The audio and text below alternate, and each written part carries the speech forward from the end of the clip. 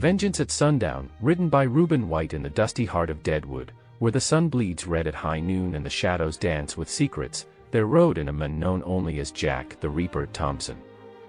His spurs jangled like the toll of a distant church bell, each step a reminder of the vengeance that simmered beneath his stoic facade.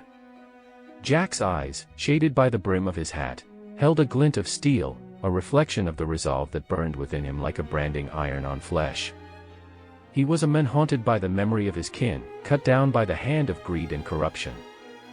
And now, he aimed to set the scales of justice right, even if it meant wading through rivers of blood to do so. The first hint of trouble came as Jack tethered his horse outside the local saloon, its swinging doors creaking like the hinges of fate. A trio of roughnecks, their faces twisted into sneers as sour as week-old whiskey, eyed him with ill intent. But Jack paid them no mind, for his sights were set on a bigger quarry, the man who called himself the master of Deadwood, a ranch owner by the name of Jeb Hollister.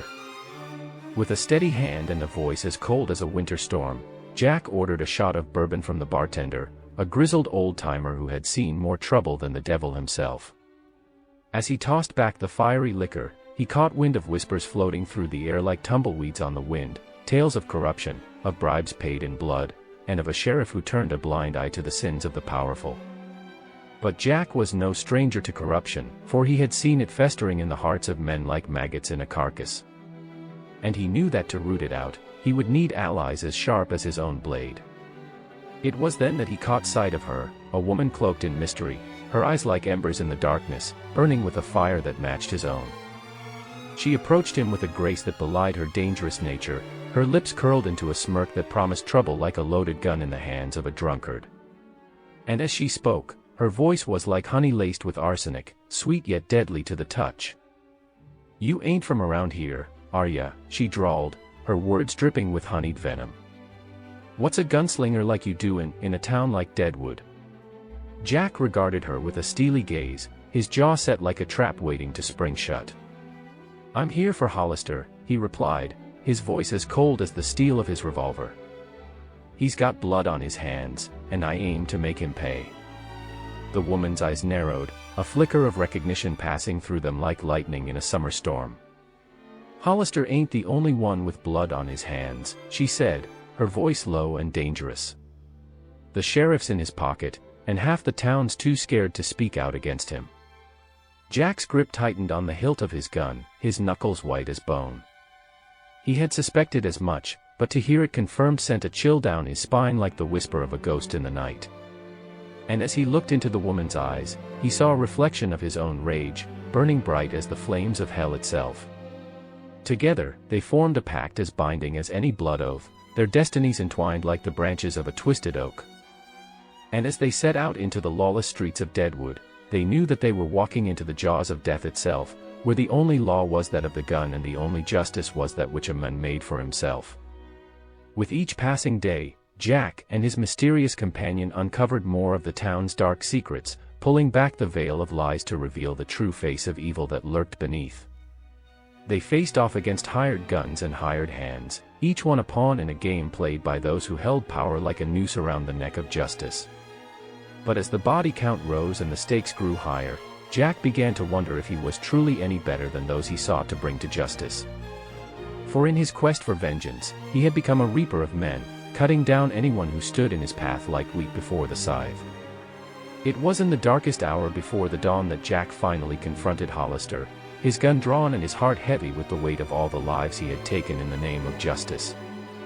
And as the bullets flew and the blood spilled like wine upon the dusty streets, he knew that there would be no redemption for him, not in this life, nor the next. But as the smoke cleared and the echoes of gunfire faded into silence, Jack found himself standing alone amidst the carnage, a lone figure bathed in the dying light of the setting sun. And as he holstered his gun and turned to face the horizon, he knew that his journey was far from over, that there would always be more blood to spill, more sins to atone for, in a world where the only law was that of the gun and the only justice was that which a man made for himself. As the dust settled over the streets of Deadwood, Jack stood amidst the aftermath of the showdown, his chest heaving with the weight of his deeds. The echoes of gunfire still lingered in the air like a haunting melody, a reminder of the violence that had stained the town's soul. Beside him, the mysterious woman watched in silence, her eyes betraying a flicker of something akin to admiration mixed with pity. She had seen the depths to which Jack had been willing to sink in his quest for revenge, and yet, she sensed there was more to him than met the eye, a glimmer of humanity buried beneath the layers of grit and grime.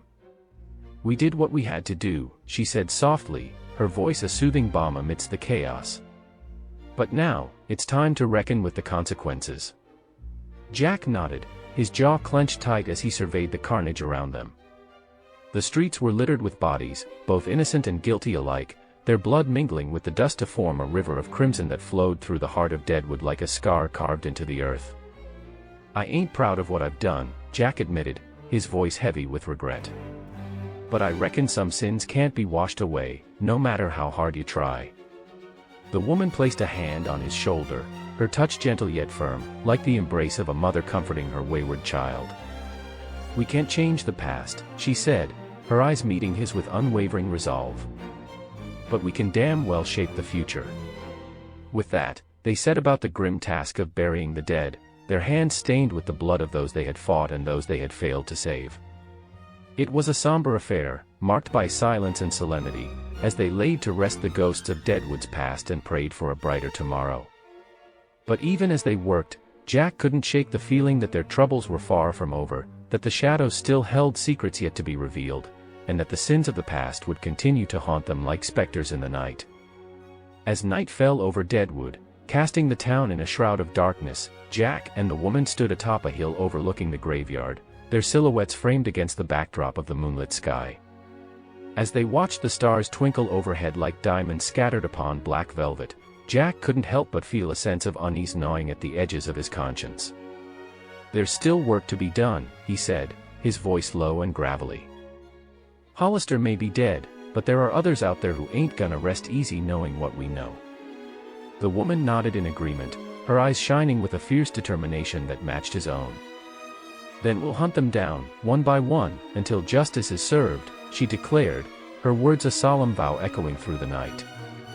And as they turned to leave the graveyard behind, their footsteps echoing in the silence like a drumbeat of defiance, Jack knew that their journey was far from over, that there were still battles to be fought and demons to be vanquished, in a town where the line between right and wrong blurred like the horizon at dawn.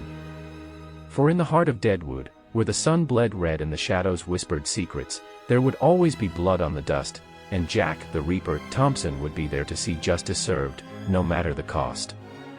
If you are enjoying adventures in the Old West channel, hit the subscribe button for future posts.